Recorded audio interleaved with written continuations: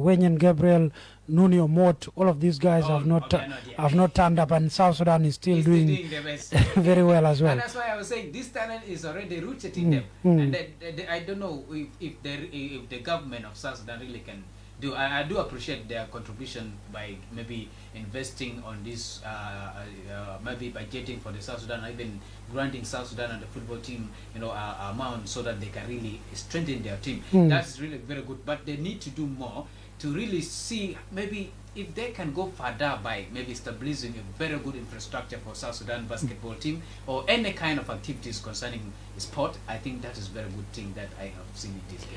All right, and this is actually a strong point that you have just touched on. South Sudan is one of the only teams that have secured qualification to the World Cup before without having a single indoor arena, a single indoor basketball court in the whole country. And they still are able to do so. One might ask, what needs to be done to develop the game in the grassroots level in the country? Does it just stop at what we are doing now? Is it sustainable to just do what we are doing, get all of the foreign-based players and put them in the team? Or do we need to improve the level within the country? Yeah, we can do by that, and by improving our own. That is also another way. And yes, by even involving those foreign players is not a bad thing, because this is a type of interaction and also bringing a good name on that, which is something very good. But also we need to develop something under the ground where we can also see. We have witnessed a couple of them coming from, I think, United States, Europe, and other parts, which is, these are the sons of the soil. But also we need them who are on the ground, especially the sons who are also on the ground. We are not considering those on the diaspora with their sons, but we need also those from here to also practice or maybe take passion into this kind of activities, which is also kind of things. And I believe if this arena or the court of maybe the basketball is being established in this country, that can bring people from different maybe countries or states when South Sudan plays home games. I think that one is going to be giving a lot of courage to the South Sudan people to develop more interest in basketball also. That's how I can think about it. All right, and away from basketball, the Juba National Stadium was among a list that was published by CAF of the venues that have been approved for the 2026-2027 club competition season. Is very important for South Sudan because 2 South Sudanese clubs will be looking to make history as the first clubs from the country to qualify for any cup competitions.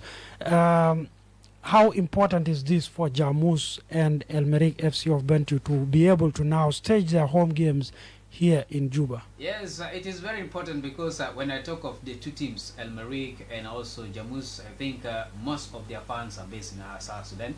And now with the CAF approving this Juba National Stadium to be part of maybe welcoming such kind of activities on the ground, that really shows that yes, the fans will not forget Jamus, will not forget El Merreikh, and they are going to be getting anything possible that the team really needs, because playing at home, it feels like you're already in heaven. It is kind of one thing that you can be doing and play with confidence. You can do anything possible to ensure you win, unless if you're not in that consideration where you feel like you are not good at winning, then you lose that game. That is the other thing. But at home, I think that's a great advantage. So I see Juba National Stadium being maybe approved as a venue for the 2026-2027 season. That's really a very great revenue for the country, also great revenue for the SSFA, also part of it, because most of the games will be here, and also they will be giving kind of opportunity to other people to also come in to support such kind of activities, which is some good for advertisement and many other kind of things. I think these are kind of the things that I've seen very, very, very positive when I heard about Juba National Stadium among the CAF approved venues for the 2026-2027 competition. All right, and Tolpuk called in recently. He mentioned Awermabil, a South Sudanese diaspora player who ends up playing at the World Cup. It's actually his second World Cup. He's representing Australia, and his team was knocked out yesterday. He was one of the players that took a penalty, successfully converted his, but unfortunately his team did not qualify to the next round. Tolpuk was saying, he was asking basically, why is he not playing for South Sudan? Right, that's why another team. Yes. Yeah, I think that's the question that mostly people ask. You know, when I came out this afternoon, I was also going through it, and I've seen a story where most of the South Sudanese players are also participating in this World Cup. And I was surprising. Somebody was telling me, John, are you aware of that? I say, I didn't aware because yesterday I didn't watch the game. But I have to see them playing in that shows that really South Sudan is also developing something. And yes, why such kind of players not coming in, maybe coming back home to participate in such kind of maybe international duties and other kind of things. You know, we have been advocating for this kind of thing for so many times, the issue of facilitation, and also maybe bringing them from there, also keeping them here sometime. You know, it takes time, you know, to also make here. We know the issue of financial instability sometimes is also another thing that we can also consider, because with the SSFA and other things. But there are a lot of, you know, South Sudanese sons and daughters who are outside. They can represent South Sudan very well. But to bring them back home, it needs us now to maybe contribute with a lot of energy to say, this is our country, this is our, so we need them to come back maybe to support them. Yeah. You know, there are kind of players that I've witnessed, remember last season, who really sacrificed themselves to say, okay, this is my country, I have to pay for my transport, I have to pay for what, to come and represent my country. These are kind of the activities that I've seen. Really, maybe if the SSFA and also the government can really assist in such kind of thing, this are a good initiative. With Alfoku, I think it will be answered and things will be working out, right? Yeah. Actually, in 2023, Aware Mobile, after having played in the 2022 World Cup, he was here in Juba. Yes. I was one of the, in fact, I was the only journalist in South Sudan that talked to him.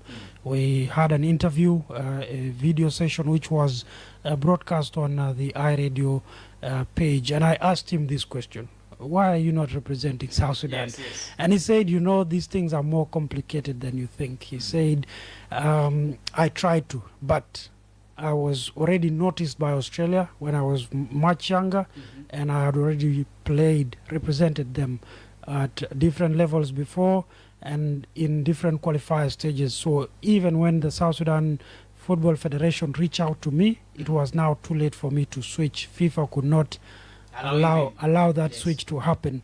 But there are a number of them, like you said. Where Mabil was at that World Cup, by the way, with two other South Sudanese, Garang Kwal and Thomas Deng. There were three of them, South Sudanese background in the World Cup. And then, of course, we were all proud of them, despite them not representing South Sudan. Like I told him, in my area in Gudele where I stay, there is actually a wall with the painting of their faces, three of them in their Australian jerseys. So South Sudan was proud of them, despite them not representing the country. But like you said, there's still a lot of them out there that the SSFA can reach out to and bring to the national team fold. We already saw a number of them coming back who play outside. Jackson Morgan Obede. We have talked about somebody like Deng Kwal, who is the brother of Garang Kwal.